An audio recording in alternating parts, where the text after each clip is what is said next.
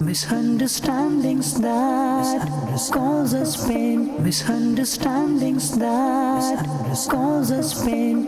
Clarified by truth to bring love again. Clarified by truth to bring love again. Alhamdulillahi Rabbil Alameen wassalatu wassalamu ala khatamin nabiyyin amma ba'du fa'a'udhu billahi minash shaitanir rajim bismillahir rahmanir rahim. الصلاة والسلام عليك يا رسول الله. الصلاة والسلام عليك يا رسول الله. وعلى آلك وأصحابك يا حبيب الله. وعلى آلك وأصحابك يا حبيب الله. الصلاة والسلام عليك يا نبي الله. الصلاة والسلام عليك يا نبي الله. وعلى آلك وأصحابك يا نور الله. وعلى آلك وأصحابك يا نور الله. The final Prophet of Allah, Muhammad al-Mustafa sallallahu alayhi wa sallam, has stated, whoever recites salat upon me one time, Allah subhanahu wa ta'ala sends 10 mercies upon him. And whoever recites salat upon me 10 times, Allah subhanahu wa ta'ala sends 100 blessings upon him. And whoever recites salat upon me 100 times, Allah subhanahu wa ta'ala will write between both of his eyes that he is free from hypocrisy and the hellfire. And Allah subhanahu wa ta'ala will keep him with the martyrs on the day of judgment. Sallu ala al-Habib sallallahu ta'ala ala Muhammad sallallahu alayhi wa sallam.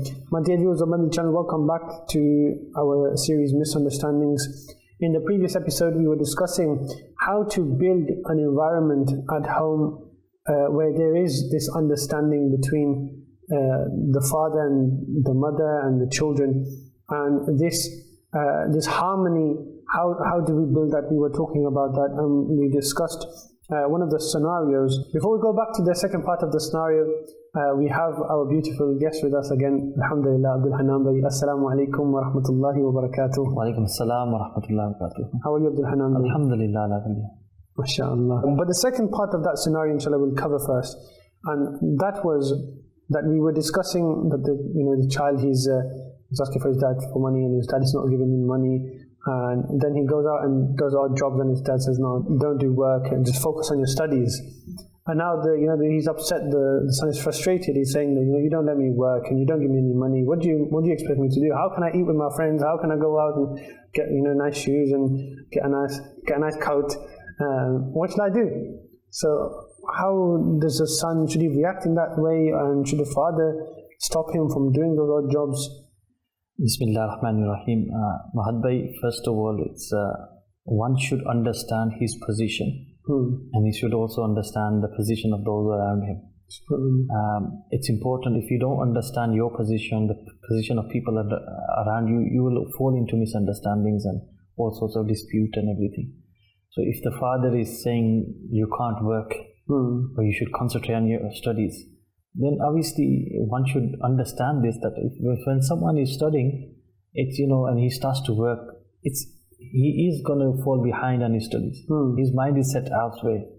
So you try to achieve 10 goals in one time. I won't say it's impossible, but it will make things harder for yourself. Very difficult, right? When you are doing one thing, concentrate on your heart, right? Whereas related to going out and doing all the other things or missing out, there are times that you have to miss out on things just to build your future. And when a father is saying or a mother is saying to the child that concentrate on your studies, and they know that this is the important time for you now. This time of studies is very important, and they want you to be successful in this. Otherwise, what will happen is, Mahad Bhai, as a student and as you've gone through this stage of studies, that when you're studying, and if you don't put your full mind and effort onto it, what happens? You lose out in a year. You don't pass your exams, then you have to redo the whole year again. So you're actually wasting a whole year of your life. Here you're thinking about enjoyments for a weekend or one day. There your whole year's enjoyment will go out of the window. Right? So try to understand this. That when your father is telling you or your mother is telling you that concentrate on your studies, they know there's a reason behind it. Try to understand what the reason is, and same time understanding that why your father can't, he's not providing you with anything, or your mother is not providing, because they might not have the wealth, or they might not have that much funds or to give to you. So, you want to work and you want to study. So sometimes it's all about give and take. Sometimes we don't understand this about give and take. right? You know, to gain one thing, you have to give away something else, right? And it's always the same that you want to achieve something. You know, those who study, many of their lives are gone into studying, right? If someone wants to become a doctor or any professional field of work, he spends years of his time studying, and what happens in them years of his time? He's away from his family, or he doesn't able to give that much time home, and all these things fall into place. So it's all about give and take here, right? And sometimes you have to sacrifice that, maybe that one weekend out or one day out where you can't afford it or you can't spend on it, and you know, try to concentrate what your parents are saying.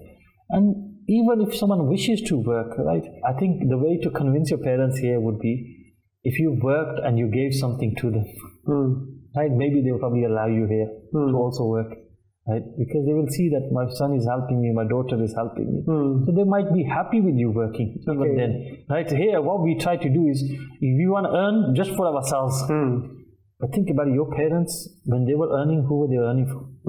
For you. They were earning for the children. So when they were earning for the children, right, and today when we are earning, it's a whole different scenario now. We are earning, it's my money, and it's not your money in the sense that whatever you earn it belongs to your parents. And you're not thinking about, I earned it, it's mine. Think about it, what about when your parents were earning? Right, they were earning and they were giving to you, they were spending on you day, night. I normally say to people, if I was to say your parents have spent millions on you, I wouldn't be wrong. Now, what is £1 million? It's a lot of money. All right, $1 million, whatever. You think it's a lot of money. But I say that they, you know, from the time you were born till you grew up, and even now your parents are still spending on you. Your parents are still gifting you. You know, you asked me about regarding my coat. This was a gift from my father.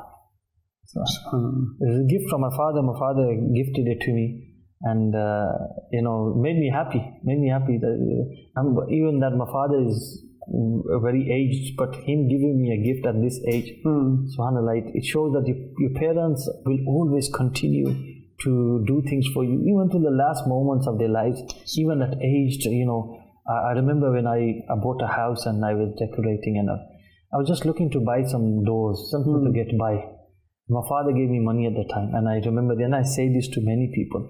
My father gave me money. He said, "Son, beta, you're spending this much on your house. Have some nice doors on your house." So you know, that time he put me to tears. And look at my father at this age. He's retired, and and even then he's still thinking about his children. He's still thinking, even at that age, he's saying, son, here's some money. He's giving me money at that age where we should be. Whereas I felt ashamed in some sense that I should be giving my father at that time. Right? But my father is giving me money at that time.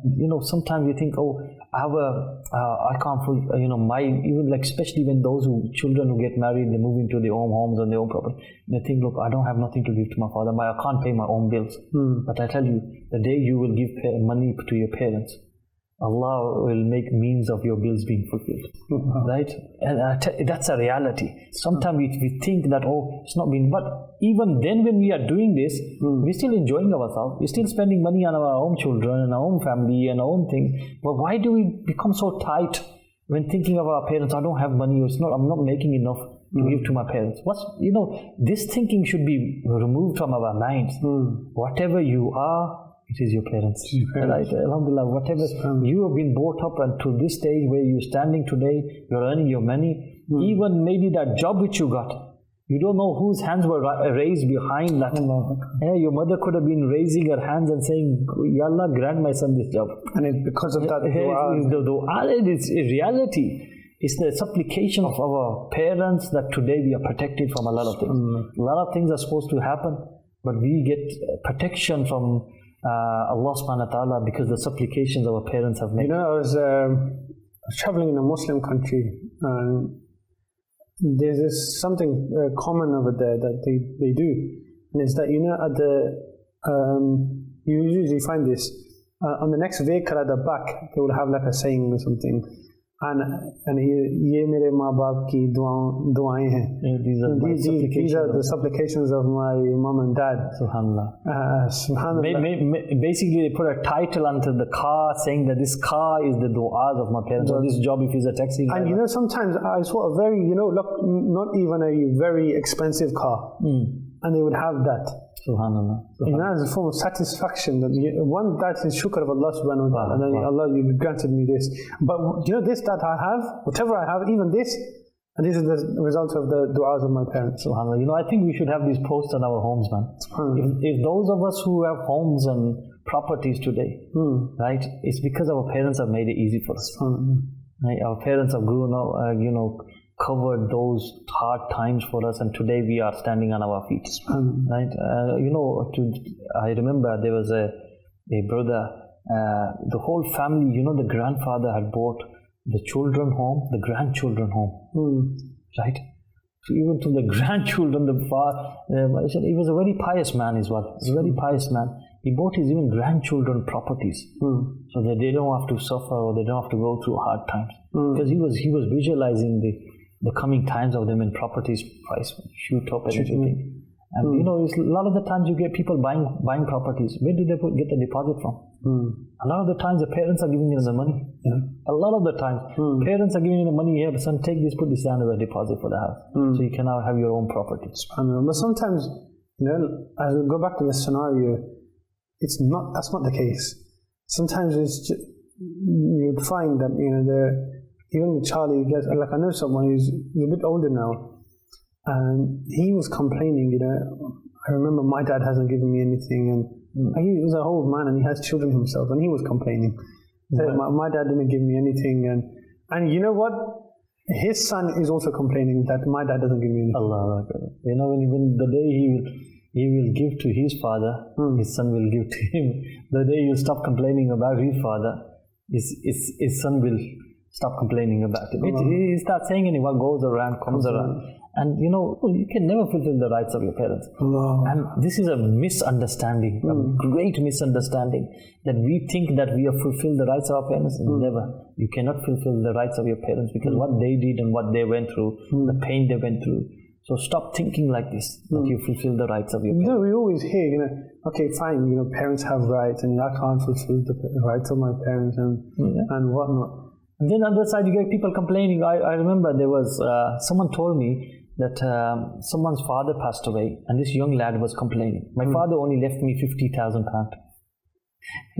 My father only left me £50,000. The son is complaining that £50,000 was only left for me. For him, £50,000 is it's a little amount, right?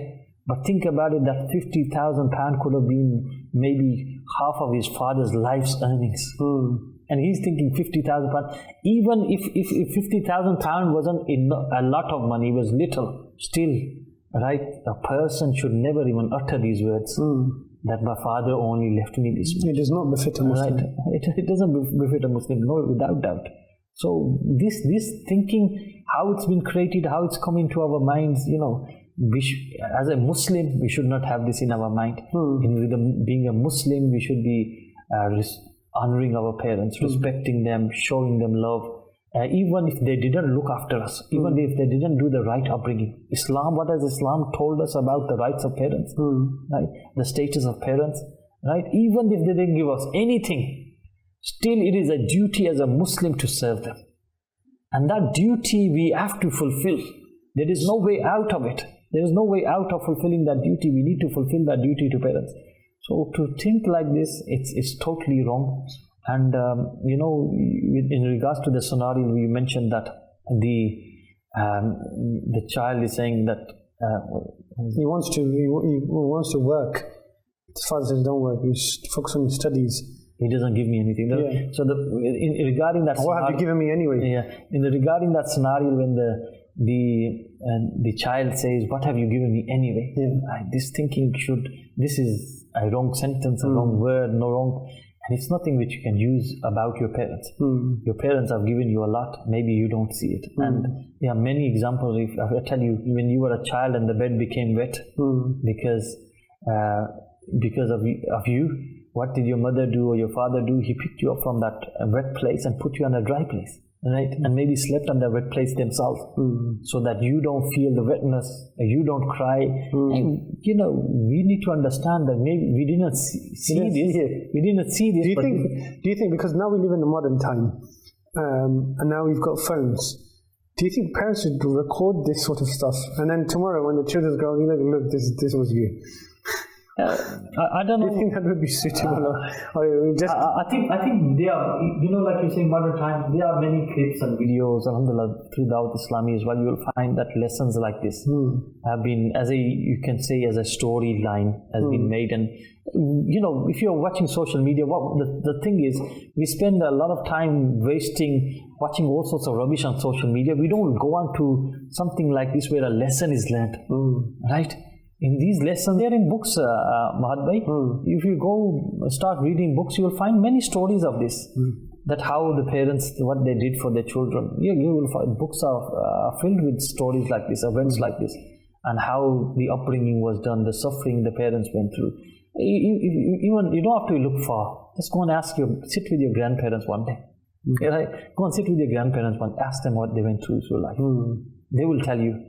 Right? They will tell you their struggles. Right? Sit with your parents. They will tell you their struggles. Right? They will know, what they went through just for us. Right? We don't see it. And we think, what have they given us? They've given us so much that today we are living in a house without paying rent. It's like being in a hotel, right? That's why I say to the children today, you are living like if you're living in a hotel. That your mother makes you food, your father makes you food, your parents are making you food, buying you clothes, doing this, ironing your clothes. Everything is being done and served in front of you. And then you turn around and you say, what have they done for us? Or they have never done anything for us. Totally, we should be really, I would say we should do tawbah over this. We should repent over this. That why we said such a sentence. So what's the solution? This young man, he wants money and he wants to, because he's saying, look, and I'll give you an example. Some guys, they want to focus on their studies, but they need some sort of enjoyment to have that time to mentally relax, and then they will come back and they will study properly. Instead of, just focusing, and some people can just focus on studies and stay at home. Some people simply can't. They want to go out, they want to chill with their friends, just have a little laugh or eat something, and then come back and then focus on what they were doing. I think rather than complaining, one should be able to convince his parents. One should be able to explain to them. The problem is that we can't explain to them. We can't convince them. We can't, maybe if you just do that much which you can earn a sufficient amount to cover your own pockets or to your own. But he's not letting him work as well, isn't it? But that's what I mean. It's that communication. You're not there. Maybe if you made your parents understand, maybe they will understand. Maybe they will allow you to work. And maybe they'll give you a bit of time to be able to earn. Right? So these things can be done, but if there's no communication and you still complain, you haven't made an effort to speak to them, sit down. Rather, you made your own decision, right? And when this is a big misunderstanding amongst families, is when everyone starts to make their own decision, right? We never discuss, we never have mashras. The Prophet sallallahu ta'ala alayhi wa sallam, he's given us this lesson to us that even the Prophet sallallahu alaihi wasallam would discuss amongst the Sahaba. How shall we do this? Ghazwa Khandaq, when the battle of when the trench was being dug, this idea of the building a trench around Madinatul Munawwara, where did this come from? This came from the mashra of the Sahaba. And the Prophet ﷺ asked the Sahaba Ikram alayhim ridwan, shall we go out and fight or shall we remain in Madinatul Munawwara and protect ourselves? And then the Sahaba, there were certain Sahaba, Sayyidina Sulaiman Farsi radiallahu ta'ala, they gave this mashra that we should dig up a trench around Madinatul Munawwara and make a burial for our safety and protection. Do you not think that the Prophet ﷺ was aware of this? Allah subhanahu wa ta'ala blessed the Prophet ﷺ with the knowledge of the unseen. He knew what will happen till the end of time, till those people who will go into Jannah, those people will go into Jahannam, everything he was aware of. Allah gave the Prophet ﷺ all this knowledge. He was granted this knowledge. When he is shahid, he will be a witness for us on the day of judgment. So the Prophet ﷺ would not know this. This was for our tarbiyat. This was for our education, that the Prophet ﷺ showed that having a mashra, having a discussion or advice, seeking advice from others, this is from the sunnah of Rasulullah ﷺ. You know, the Prophet ﷺ says, "Inni ara ma la tarawun wa asma'u ma la tasma'un." I see that which you don't see, and I hear that which you don't hear. Yet he is doing consultation. Allah is commanding him to do consultation. Subhanallah, even though he's aqal and he's a greatest prophet of Allah. His aqal is kamil, he's complete, his intellect. Yet he's still consulting. So this should be a lesson for us. That communicate with each other, ask each other, share things, you do a discussion. Alhamdulillah, if we were to do it in this way, you will find a result. You'll find that you will come upon an easy agreement. You haven't tried it. If you haven't tried it, then why are you complaining? Right? This again, we're talking about misunderstandings. This is where the misunderstandings are being built. Misunderstandings are being built on the fact that there's no communication, there's no sitting, there's no mashras, there's no seeking advice, and the advice of the elders is always unique, right? Because think about it, what you want to do today, they've seen this, they've gone through this, they've spent years of their lives going through things like this, and we think that we know better. It's not we don't know better. They will know, they will advise us in a good way. And which parents tell me that advise their children in the wrong way? Every parent, their advice is for the betterment of us, right? So the advice of the parents is always for the betterment of the children. Maybe they don't realize it today, but there'll come a day when the child will realize that what my father advised me maybe 10 years ago, 15 years ago, it is a reality. When he will have his own children and he's sitting in front of them, and he'll be thinking of these things. He'll be pondering over this, that my father gave me this advice. Right? I tell you, that's a point I understand. But you said convince the father. The child should should it not also be the case that the father tries to convince his child as well, in the sense that yes, there is a form of respect that the child should have for his father, and he is someone who he should look up to, and it shouldn't be the case that the father is trying to convince the child should listen to his father. But in the times we are living in, practically speaking, if the father he doesn't communicate with the child the reason why he's stopping him, or etc., it's very likely that the child would become very distant very quickly. So do you think that the father should also contribute to this communication and removing that gap between the father and the child? It's not just the father and the child, it's also sometimes the mother plays that role, or whoever, sometimes it could be the daughter, there could be the son. So everyone who's playing that role as a guardian can be playing this role. But the point is here is, it should be from the father as well. As the elders, they should think more in this matter, that how can I try to speak to my child more in a better way?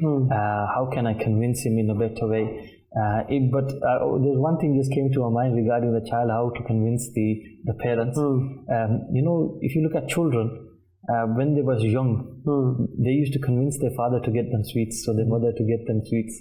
Right? As children, they were always able to convince them so easily. They were very good at it. Right? But what was their way? No, I want this, please. There was a humbleness in the way, in the method. Now, is it the same humbleness there? It's not that.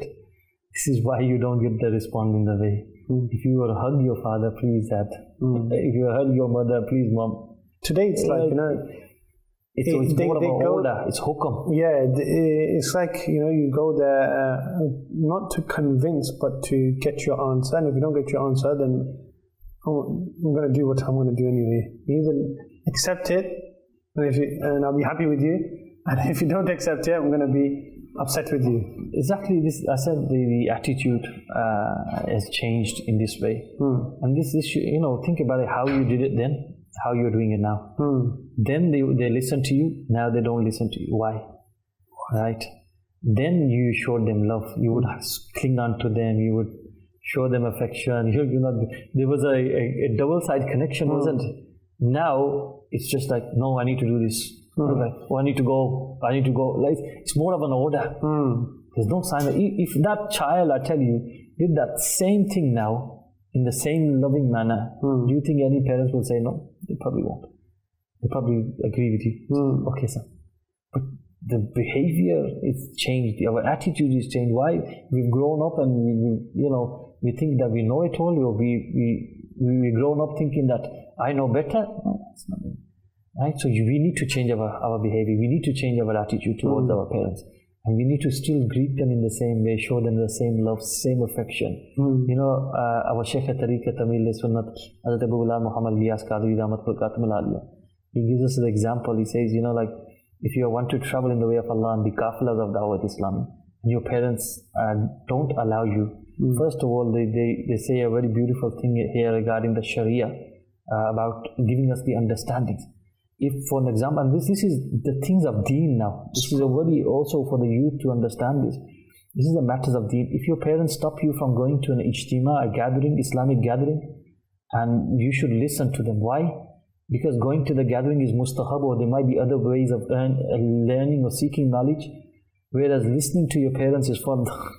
So do you know, like, if you're going to like a Milad Ijtima or whole night you want to spend there, your father says no. Why are you stopping me from this? No.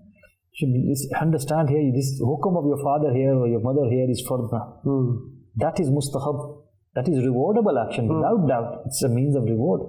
But this, it's a compulsory action here. Right. So we should leave that over and adopt the most compulsory action here. So this is the tarbiyat Amil Sunnat Damat Barakatum Al-Aliyah is given. So Amil Sunnat says that, if you want to travel in the way of Allah and a kafila for 3 days in the path of Allah, like Dawat Islami has. He has the brothers, they travel to different areas, different cities, different countries at times, in the path of Allah, where they go and learn the deen of Islam. Now this is going, you're staying in the masjid, in the household. This is going, seeking the knowledge, spreading the deen. So you ask your parents for permission. The parents say, no, you can't go. What should you do here? Amil Sunnat says that make dua for them. Allah show you Medina. Allah take you to Hajj this year. Allah, supplicate in front of them. Allah take you to Medina. I tell you, look at the beautiful method our Shaykh is teaching us how to convince your parents. Right? When you will do it in this way, I'm sure they will listen, and I'm sure they will adopt, inshallah. The character is approach, right? Inshallah. I pray to Allah subhanahu wa ta'ala that He enable us to act upon what has been said. We'll see you in our next episode of Misunderstanding, inshallah. Sallu ala al-Habib, sallallahu ta'ala ala Muhammad, sallallahu alayhi wa sallam. Misunderstandings that cause us pain, misunderstandings that cause us pain, clarified by truth to bring love again, clarified by truth to bring love again.